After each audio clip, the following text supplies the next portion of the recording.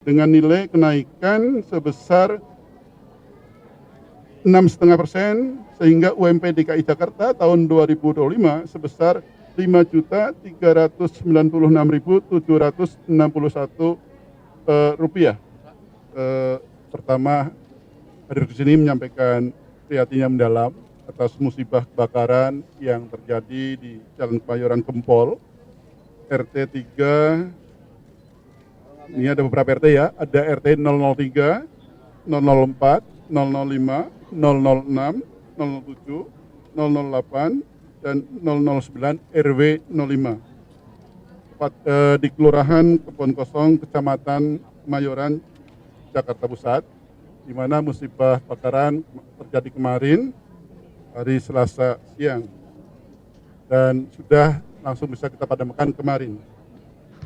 Kebakaran ini diduga bermula dari salah satu rumah warga yang berdampak kepada kurang lebih 200 rumah dengan kurang lebih 600 kepala keluarga dan kurang lebih 1.800 jiwa yang tersebar di 7 RT sebagaimana yang tadi saya sampaikan.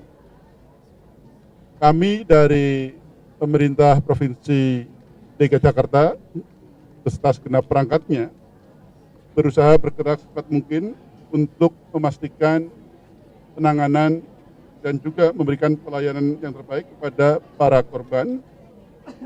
Kemarin langsung kita terjunkan 32 pemadam kebakaran dengan dukungan sebanyak 128 unit personil telah dikerahkan dan alhamdulillah hingga saat ini tidak ada laporan korban jiwa. Penanganan di lapangan juga terus dilakukan secara terkoordinasi dengan melibatkan berbagai OPD dan kami juga koordinasi dengan lembaga-lembaga yang terkait. Kami telah mendirikan posko pengungsian di beberapa lokasi termasuk di SD 09 Kebon Kosong, Masjid Alisan dan juga lapangan Yusuf Hamka.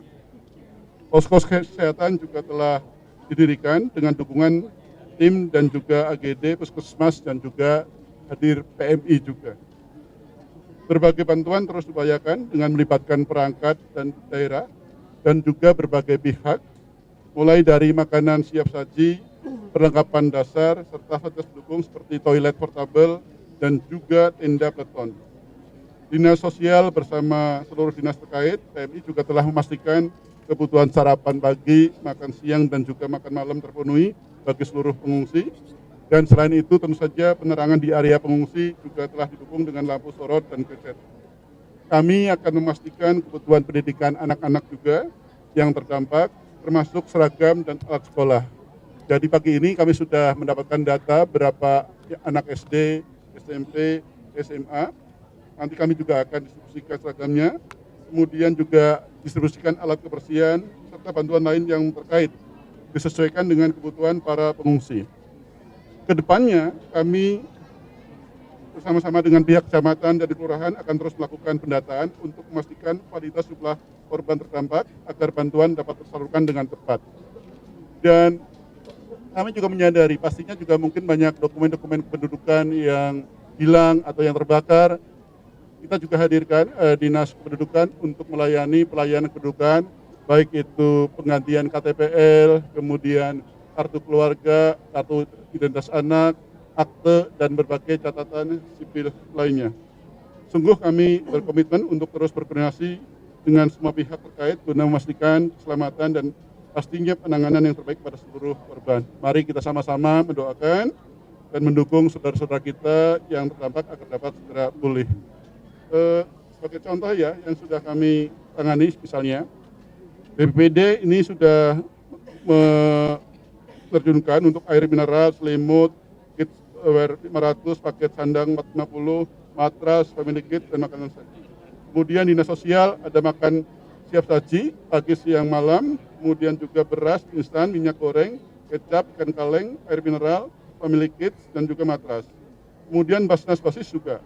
Dinas Kesehatan sudah langsung bekerja, Dinas Dukcapil juga sudah langsung bekerja. Kami juga mengkoordinasikan untuk pemberian dari CSR yang akan masuk pada hari ini dari beberapa BUMD yang bisa kita tangani. Kemudian juga Bapak Wali Kota hadir, Pak Arifin, beserta seluruh perangkatnya juga akan memberikan pendampingan.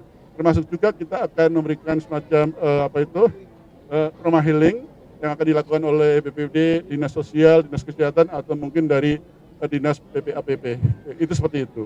Dan berbagai lainnya. Termasuk juga kami akan memikirkan bersama dengan kementerian lembaga terkait, karena tidak semua kewenangan ada di Pemprov terkait masalah di area bekas kebakaran tersebut. Mungkin demikian teman-teman media. Terima kasih. Wassalamualaikum warahmatullahi wabarakatuh. Di tempat kebakaran apakah akan dibangun kembali? Pastinya kami akan cermati bersama lembaga terkait masalah lokasi kebakaran tersebut. Karena sekali lagi tidak semuanya menjadi katakanlah kewenangan dari pemerintah daerah. Kami harus cermati.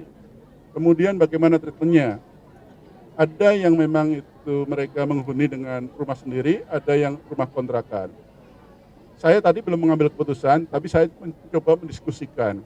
Misalnya begini, kalau misalnya ibu dan bapak itu nanti kita relokasi untuk ke rumah susun yang terdekat gimana?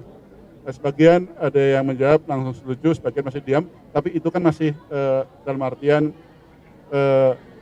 belum keputusan ya, pastinya kita akan verifikasi akan data duga terkait masalah tersebut. Kami tadi juga barusan dihubungi oleh staf Bapak Wapres menanyakan itu, kami akan menindaklanjuti dengan mengkoordinasikannya. Itu Bantuan-bantuan yang diberikan nanti akan berlangsung berapa lama Pak diberikan kepada masyarakat? bantuan diberikan kami sekarang mengutamakan yang penting dasar, kemudian yang seperti yang tadi sudah saya sampaikan semuanya, termasuk seragam sebagainya, berapa lama nanti akan cermati sesuai dengan kebutuhan yang bisa kita berikan. Termasuk tadi masalah treatment, apakah pakai rusun terdekat atau gimana ya. Pak, ini kan udah menjelang akhir tahun Pak, Natal dan Tahun Baru. Kebakaran kemarin juga sebenarnya nggak cuma di sini aja, ada juga yang di Jakarta Selatan. Makin rapat nih, apalagi Natal dan Tahun Baru nanti bakal kegiatan di luar. Kami terus sosialisasikan ya, bagaimana juga masyarakat perlu berpartisipasi karena seperti sekarang ini kan diduga dari salah satu rumah warga. Kemarin yang di Jakarta Selatan karena diduga ada masalah tabung atau apa itu kan, seperti itu. Itu pastinya adalah kita perlu mengedukasi masyarakat juga ikut menjaga. Di samping kami dari pemerintah daerah juga untuk terus siaga. Terima kasih, lanjut. Pak, ini kan Jadi ini di luar ini ternyata ya. Bapak-bapak, pertama untuk modifikasi cuaca, kemarin sudah ada RTM, rapat tingkat menteri, dipimpin langsung oleh Bapak Menko PMK dan saya juga hadir. Karena bicara khusus terkait masalah mitigasi antisipasi banjir di wilayah Jabodetabek. Dan kami sampaikan di dalam rapat bahwasanya pemerintah Provinsi DKI Jakarta sudah melakukan modifikasi cuaca kemarin selama 3 hari, 7, 8, 9. Alhamdulillah teman-teman media juga bisa melihat hasilnya minimal ini adalah salah satu variabel yang kita lakukan. Pastinya juga ada variabel-variabel lain. Ini yang sudah alhamdulillah berhasil. Bisa mengurangi curah hujan yang lebat menjadi relatif yang sekarang kita alami. Kemudian bagaimana ke depannya? Perakiraan cuaca dari BMKG masih memperkirakan cuaca yang ekstrim kurang lebih pada pertengahan Desember tanggal 5 dan sebagainya. Kami kemarin sudah merapatkan ada Pak Asem mana gitu, ada BPBD juga, ya, dan Pak Sekda, bahwasanya kita akan lakukan kembali pada tanggal 12, 13, 14. Ini untuk yang tahap kedua. Mudah-mudahan dengan lebih baik lagi. Kemarin kan diharapkan misalnya pada waktu tahap pertama pesawatnya itu hanya terbang siang karena memang kondisinya seperti itu. Mudah-mudahan yang tahap kedua apakah memungkinkan terbang malam sehingga bisa lebih efektif. Nah, terus apakah akan berhenti di situ? Tidak, kami akan mencoba juga untuk yang berikutnya. Sepanjang masih bisa ditangani oleh anggaran BPBD, pakai anggaran rutin BPBD. Tapi kalau anggaran BPBD habis kemudian atau sudah digunakan, maksud saya, dan kemudian masih dibutuhkan, kami akan menggunakan formula dengan anggaran BTT. Biaya terduga yang seperti yang saya sampaikan sebelumnya, kalau saya gunakan BTT berarti saya harus mengeluarkan kondisi status darurat, tanggap darurat. Itu seperti itu.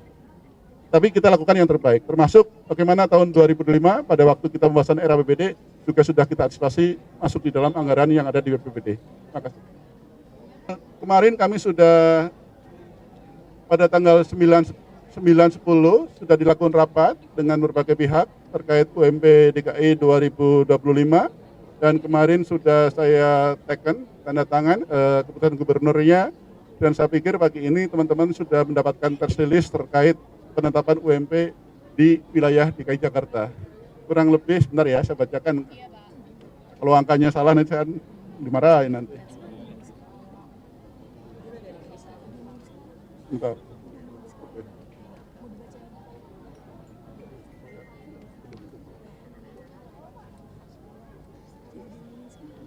Jadi untuk UMP kita juga mengacu kepada Permenaker yang sudah diterbitkan, yakni Permenaker nomor 16 tahun 2024 tentang penetapan upah minimum tahun 2025. Penetapan UMP DKI Jakarta tahun 2025 dihitung dengan menggunakan formula Peraturan Menteri Ketenagakerjaan dimaksud dengan nilai kenaikan sebesar 6,5% sehingga UMP DKI Jakarta tahun 2025 sebesar Rp5.396.761 Besaran nilai UMP ini berlaku bagi pekerja garis miring buruh dengan masa kerja kurang dari 1 tahun. Ini intinya yang perlu saya tanyakan kan? Ya. Oke, cukup, makasih. Makasih, Bapak.